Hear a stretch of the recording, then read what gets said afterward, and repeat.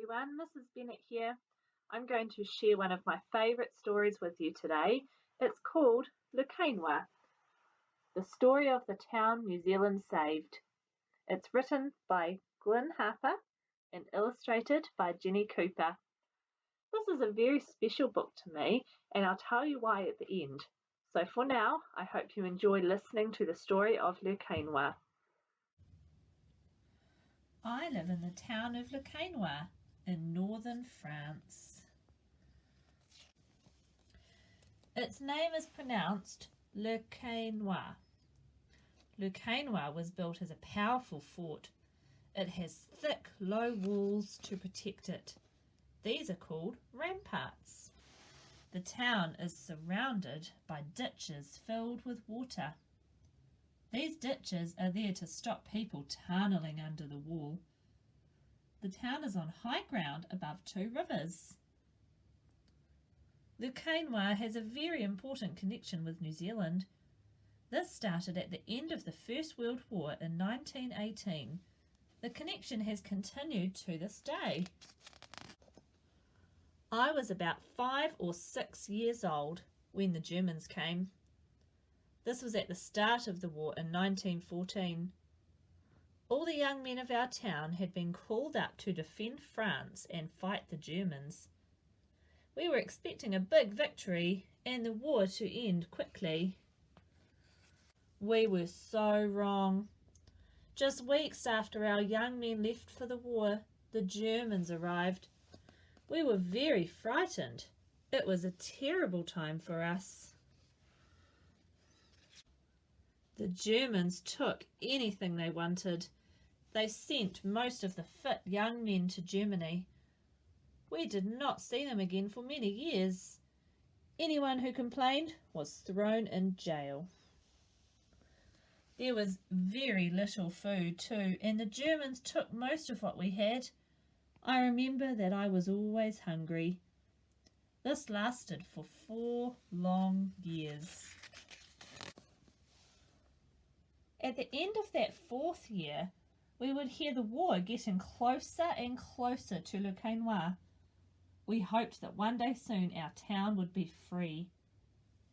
At the end of October 1918, the guns sounded like they were just outside the town's walls. We were very worried. We knew other towns had been destroyed when the fighting reached them, and we knew that the Germans would not give up easily. Our town could be destroyed and many people killed. But this didn't happen. On the 4th of November 1918, New Zealand soldiers surrounded Le Quesnoy so the Germans couldn't get away. These soldiers had come from the other side of the world to help France. They didn't want to hurt us when they rescued our town, so they were very careful and clever in the way they did this. To liberate Le Quesnoy was going to be very hard. Our town is located on high ground above the rivers, and the thick walls were good places for the Germans to hide soldiers, guns, and machine guns. An aeroplane flew over the town and dropped a message to the Germans asking them to surrender. I saw this happen with my own eyes. The New Zealand soldiers asked the Germans 3 times to surrender the town. Each time the Germans said no.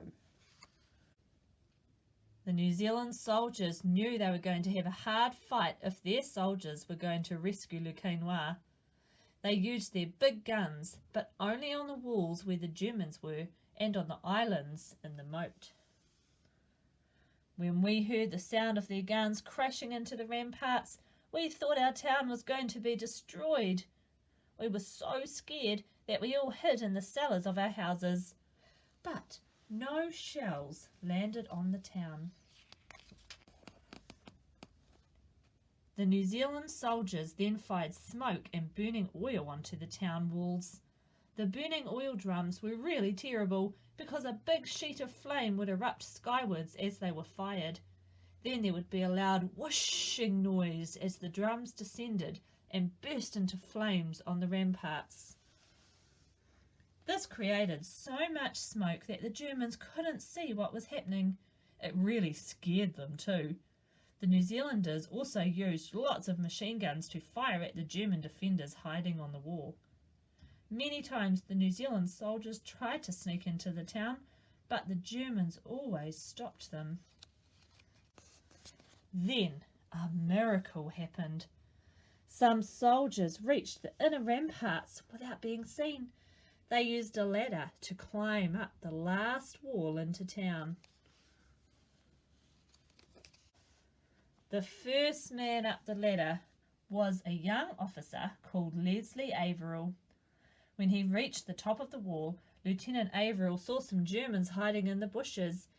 He fired his revolver at them and they ran away. Now that the New Zealand soldiers were in the town, the Germans decided to surrender. They opened one of the main gates and let the rest of the New Zealand soldiers into the town. Lucainwa was saved! What a day that was! Our people went wild with joy. We gave the soldiers who saved our town whatever we could. I gave them some flowers that I had kept in our garden. I also had a French flag I had kept hidden. I waved it a lot that day.